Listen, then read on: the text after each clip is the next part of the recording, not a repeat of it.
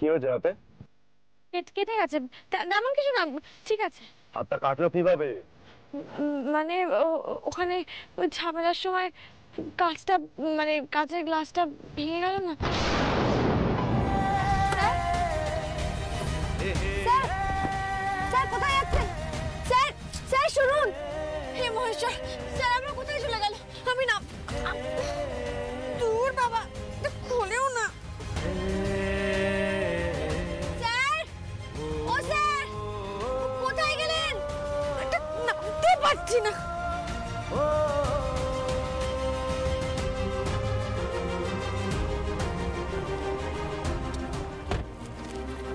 দেখি হাতটা দিন,